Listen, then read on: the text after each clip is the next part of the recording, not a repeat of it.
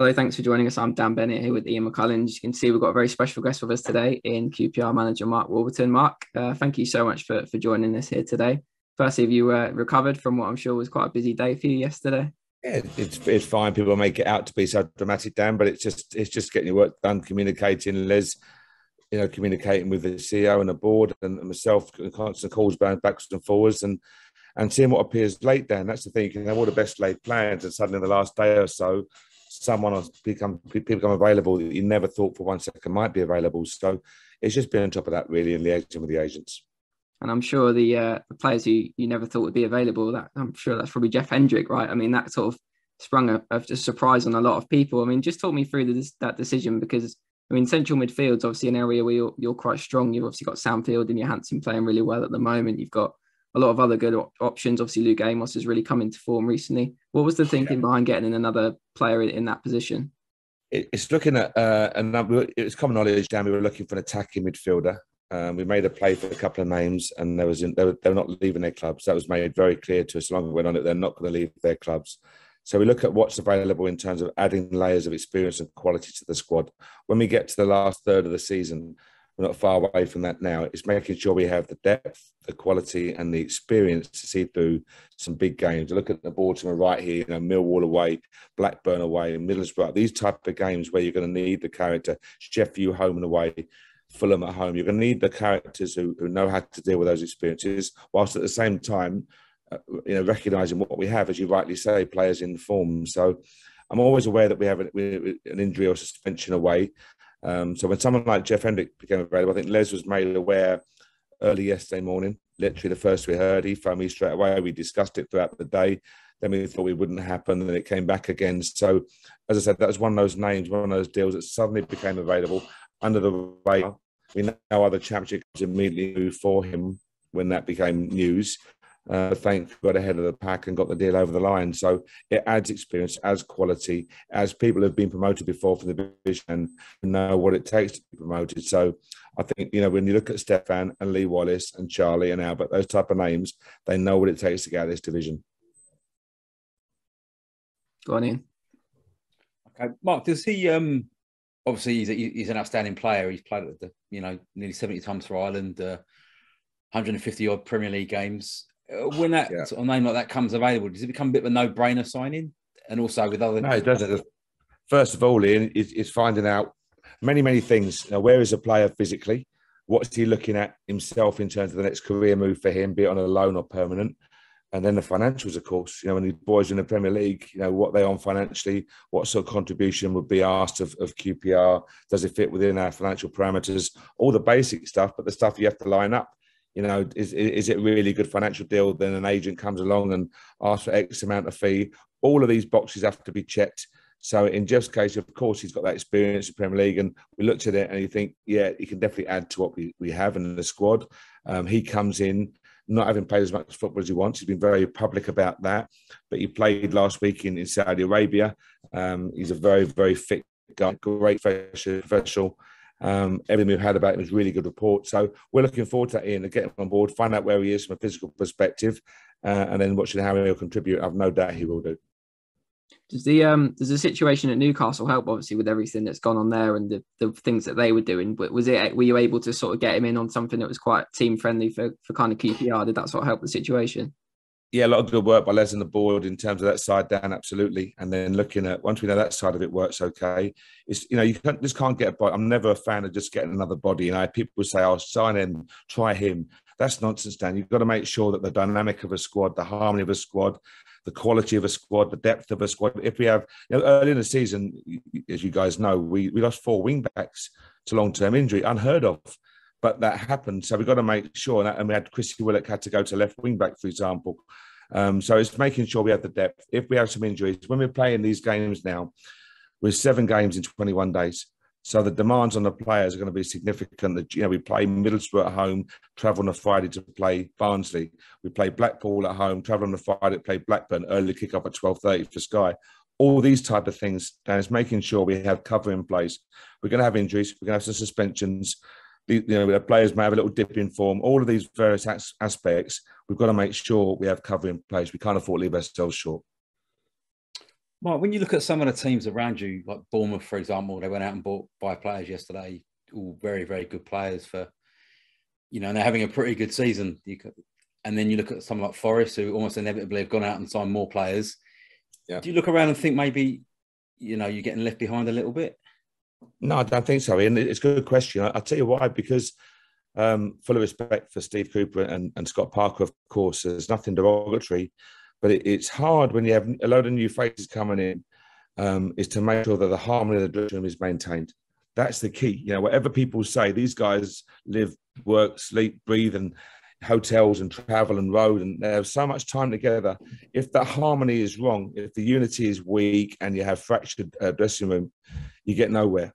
Trust me, you get absolutely nowhere. And teams can overperform.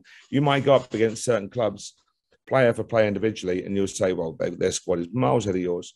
But the unity overcomes that gap and closes that gap. And the disparity becomes far, far tighter. So I looked at Bournemouth's business. I looked at all the clubs' businesses around our league. But the hard job will be getting those into a already good squad. And I've no doubt Scott and Steve have the expertise and quality to do that. But all I'm saying from our perspective, I think David Marshall was coming great straight away, a massive influence on off the pitch. Dion's come in, giving us that pace and power at the back that we, make sure we have that cover in place for the 3 centre halves who have been excellent, I've got to say, in the last few weeks. And then now with Jeff coming in, we've got a player that can drop to the 6 if need be, but can jump up and comfortably play the 8. Good athlete, great experience, and I think we're in a really good position. You mentioned attacking players there. Obviously, as well, you spoke about it in your press conference. I think it's a couple of weeks ago or maybe a week ago, about wanting to get an attacking player in. You're a little bit disappointed you weren't able to do that in the end. Obviously, Hendricks, he's more of not quite an attacking midfielder player, is he? No, I was looking for an attacking midfielder, Dan, definitely. We had our targets really clearly identified, and a lot of work went on. A lot of work did go on to try and land the right player, but it wasn't going to happen. It became clear 2 or 3 days ago that it wasn't going to happen, and you just don't go out and get another body. Someone said to me, "Well, how about trying him?" It's not just like a car trial centre. Try that car out, see if it works for you. It doesn't work that way. Again, going back to what Ian's question, does the person fit in a dressing room? Does he work well with the players? Has he got a good attitude? Does he bring a layer of quality we don't currently possess? If he's no better than what we have, why on earth are we bringing him in? So as I say, yes, if the right attacking midfielder become available, absolutely. But to counter that, Dan, we never thought, as Ian said earlier, that for 1 second someone like Jeff Hendrick would become available. Just to follow that up, why was an attacking midfielder a sort of focus for you? What was that something you were looking at? Because people asked me about this. We've got Ilias, got Chris. I can play Steph with Ilias and Chris. I can play Chris up with Lyndon, for example, and play Steph and Ilias behind. I can play Luke and Steph. But at the same time, any injury, we've been very fortunate down in the attacking area. We lost our 4 wing backs, but we've been very fortunate in terms of injury. Ilias got a kick on the calf before he went away to AFCON, but he's never been unavailable for us.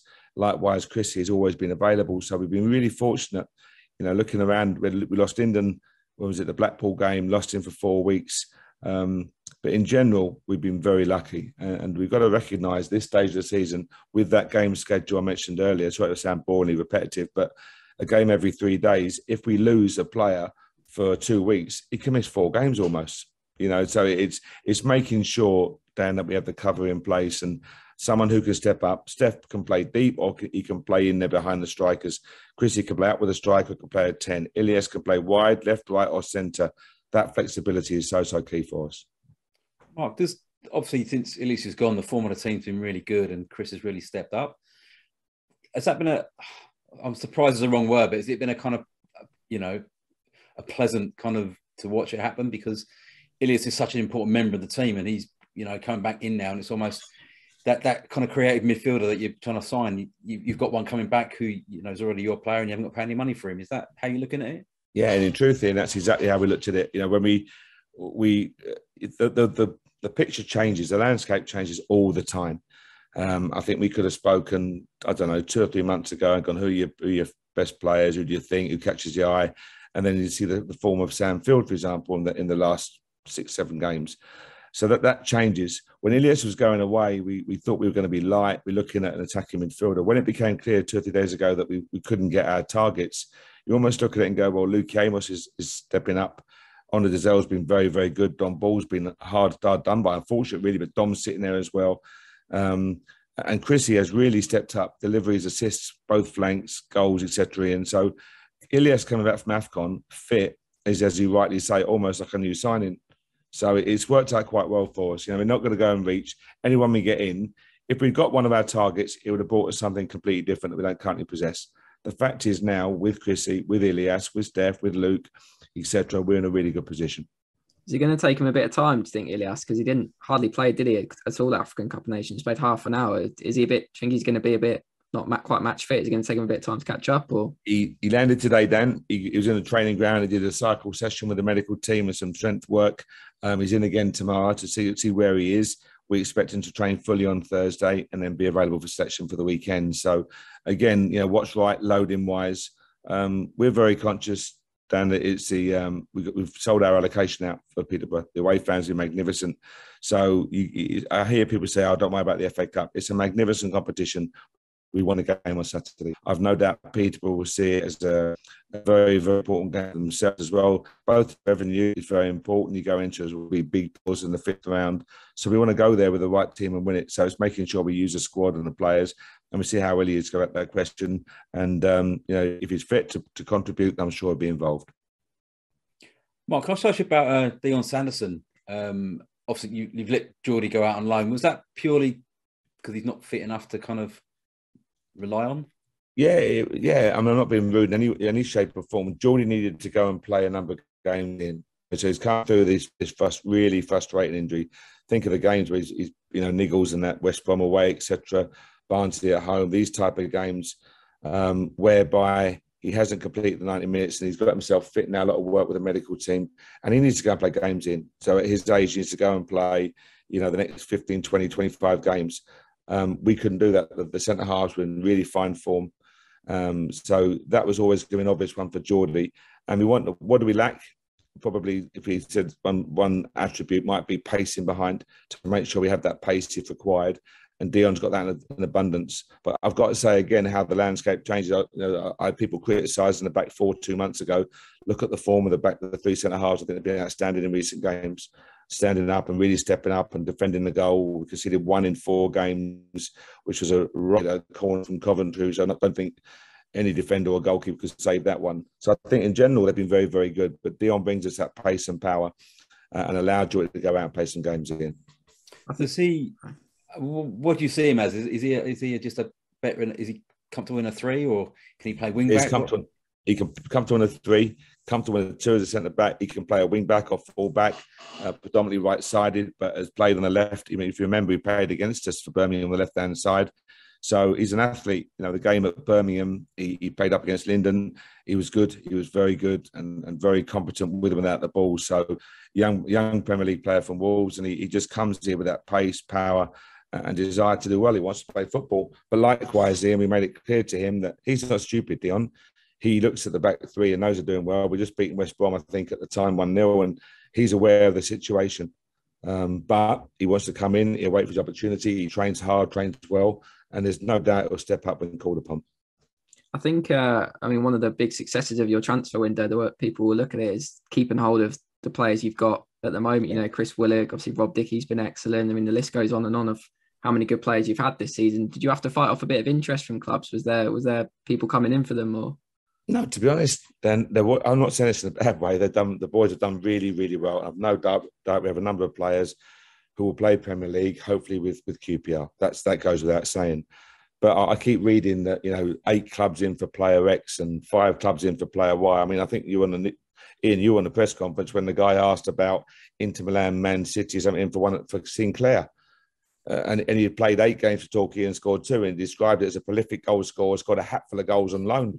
He'd only played 8 games, and he's 18. And as I say, these rumours, Dan, they emanate from agents, they emanate from some media guys trying to get some content. You know how it works.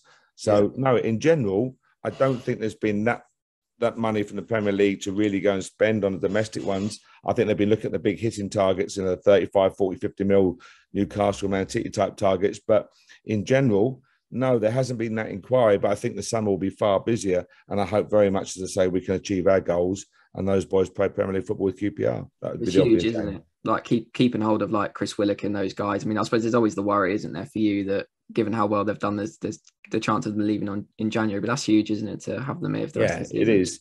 But I think at the start of this season, Dan, if you look at keeping hold of Senny, keeping hold of Rob, etc., keeping hold of the young players, Ilias was really important. Teams could have taken a punt on any of those. And some of these clubs have got money. I won't say money to burn. That's the wrong quote, but they've got ample funds to go and dip in if they need to. And you look at the success, for example, of say Jared Bowen going from Hull to West Ham, that type of move, and saying how successful these championship players can be. Then there's no doubt that danger is always there. But keeping them together in the summer, keeping together now, seeing them develop and grow, and the unity get stronger and stronger has been really good for QPR. So I just want to see us now be in a position that we can kick on for the last 18 games. Mark, you have said before that you did feel you lacked a little bit of pace probably since Bright left. Are you kind of satisfied that what you've done, you've got enough to kind of alleviate that? Because you still don't really have that kind of real express pace to bring off the bench, like a game changer. Yeah, and the truth of it is, Ian, you can't, someone like Bright, for example, it's great to say bring him off the bench, but they want to start. When you have that attribute and you can impact games in that way, they want to be starting games. And we don't play without an out winger. I think the form of if you look at Albert and Lee, two of the oldest players in our squad, but because they're experienced, because of the timing of their runs on both flanks, I mean, different players, of course, Albert more of an out and out winger, but you look at Lee's timing of his run and his movement, he gets away and gets space just because of the great timing. Albert picks it up, drops the shoulder and beats the man more as a more winger type. So although we haven't got that sheer blistering pace, I think their experience and their quality makes up for that, Ian. So been delighted with them. Don't forget Moses is probably the quickest one in our team. Electric quick. So again, he did very, very well for us against Swansea. I thought delighted with his contribution. And so some of that quality right behind us as well is really pleasing. So Sam McCullough, another really good athlete coming back. He's now training with us this weekend. He'll play some B team football early next week and be available for selection. So we've got youthfulness, energy, pace that coming to the team right now. Just the final one from me. How does this January compare to other January windows you've been involved in? Because I mean, from the outside, it kind of looks like this one went down to the wire more than it has done in previous years. I don't know why that is, but there seems to be a lot going on deadline day when maybe there hasn't in the previous years. No, I think it's right, Dan. It's a good point. I think a lot of people, you always wait for the Premier League moves to go and it just filters down the pyramid. And I think that's happened when you start to see some of the Premier League boys move. Obviously, Dele Alli goes last night and Ramsey comes overseas and players get freed up, etc. And it happened very late. I think the COVID uncertainty in terms of finances was a big factor for many clubs. And someone said to us early in the window, it'd be very, very few clubs will really go and splash the cash, Premier League included. And you see a number of clubs saying, oh, they didn't do anything on the final day of the window. Very unusual for those clubs. But it's telling you where clubs are after COVID, 18, 20 months of financial hardship. So I think we've seen a late flurry down on the back of one or two deals getting done, just filtering down that pyramid, as I said. And that resulted in players becoming available, going back to the start of our chat, that we never ever thought for 1 second would become available. With Hendrick, Mark, obviously he was up in Newcastle when the deal was done. I mean, usually, ideally from a manager's point of view, you want to meet a player and chat to him face to face. How different was that? I mean, I know you're good friends with Sean Dyche. Was it a case of speaking to guys like him to get a kind of background check and then speaking to him on the phone? Is that what happens? Yeah, and it's using our contacts here. And so obviously Les with his contacts to Newcastle United is a no-brainer. I've got a lot of friends who know the club very well. John has got friends who work there, etc. So you try and find out what's the character like. People say to me all the time, why haven't you signed him A, B or C? They're the wrong characters, Ian. They're the wrong character. You know what? So I don't care what work you're in. If you're working in an office, I don't know, estate agents, and you bring the wrong character in, it destroys the work office morale. It just does. So we have to check his character, his work ethic, his injury record. He played in Saudi Arabia, for example. Jeff played 65, 70 minutes last week. He's fit with the Republic of Ireland. Good data, really good physical data. His body fats, everything else that we know. As many checks as we can do. Les speaks to the player, I'll speak to the player. And you're right, you can't do much. You can do a Zoom call or whatever, but it's not the same as face-to-face and chatting. But when, as I say, we had enough information and you look at his CV to know about his quality, a good age, and he's hungry. He's disappointed in the press this morning, saying disappointed at lack of playing time and opportunity at Newcastle, he wants to show people what he's about. And these guys want to show him. That's what they want to do. They want to show, almost you've made a bad call. That's what they want to do. They want to prove people wrong. So he's disappointed about like a bitch time. He sees where we are. He sees the opportunity to come in and contribute and hopefully play a part in and get us over the line and get the job done. Brilliant. Great. Well, thanks a lot for your time, Mark, and hopefully it all goes well for you on Saturday. Dan, thanks very much. Thank you. Thanks, Ian.